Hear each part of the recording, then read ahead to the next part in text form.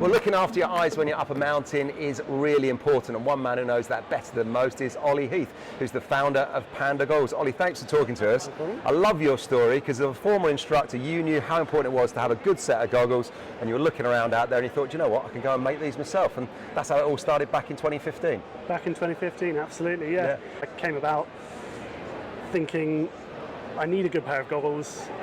Go through every season spending a lot of money. I've always thought polarized lenses are essential for the mountains because of the glare that the protection they provide against glare. I decided to start looking into actually the costs and what you really get for your money and what could be done about it. And here we are, we've got next season's kit in front of us, so talk us through some of the brands that people might see in the stores and what should they be looking out for. So it's obviously a balance with goggles. We all know that we want to look good. Some people value that above the actual features of a goggle.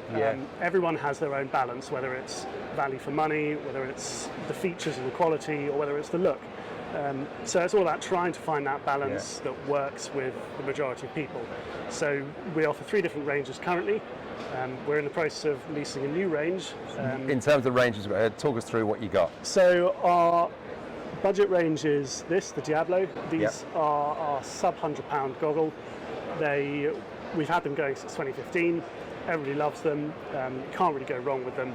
They just don't have quite the features that you'd expect on things that you pay over £100 for. Right. The main thing with Panda goggles is that you always get the same lenses. We never compromise with lens quality. Got you. So optical quality is the same right across the range. Yeah, no matter if you're paying £98 for these or £130 for those, you'll always get a polarized lens and a low light lens, and they'll all have the same features in terms of lens quality and fog and all of that. So we've got the Diablo, they're sort of your sub £100. So the Diablo are the sub £100, and then we've got the Cobalt, which are mid-range. They're mid-size, mid-range. Everybody loves these. They're by far the best seller. These are magnetic. This is when the magnetic starts. Right. With this price range, super easy, brilliant. Nice and strong as well. They don't just pop off when you're sort of on the chairlift or whatever. And they come in 3 different colours. Okay. And then stepping up from that, stepping up for that, we've got the RS1, which I've got down here as well, actually. So these are the Race Series 1. Okay. We're hoping to build a range of race goggles. Although they are developed with the help of Semi-frameless and a number of other alpine racers, they're not specifically for races. They are just developed with the help of them to produce the best all-round goggle that we can have. Got you. Again, these are magnetic.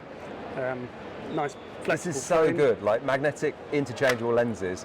This was the stuff of like the future only a few years ago, and now it's here and it's so handy. Yeah, well, absolutely.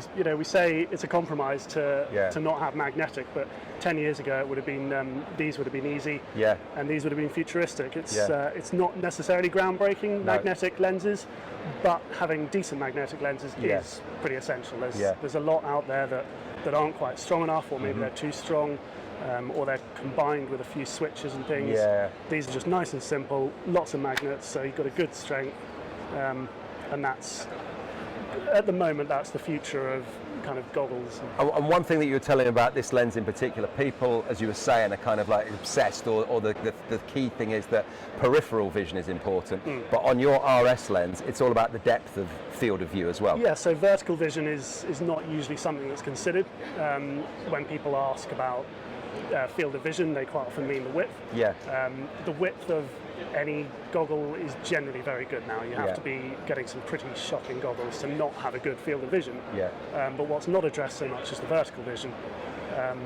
And that's where we've targeted with these. They've got a notch on the top, so actually if you are tucking, if you're in a tuck position when you're skiing, you can actually see much higher up quite often. Brilliant. Even if you're doing up your ski boots or something, it's not necessarily an issue, but you do notice quite significantly the difference in vision. Additional height that way to that way, so like you say, in a tuck you can see down the piece but better. It's not made the goggle much deeper in itself. Got you. So the goggle is a similar depth to any other goggle. It won't be uncomfortable. It's just we've managed to reduce the outer lens. Brilliant. A bit like they do with phones these days. They're seamless lenses all the way across. It's the same thing. We're sort of narrowing it down as much as possible. Perfect. Find out more, go to pandaoptics.co.uk. That's the place to go, really. Brilliant. Ollie, thanks for talking to us. Have a great day. Thanks very much.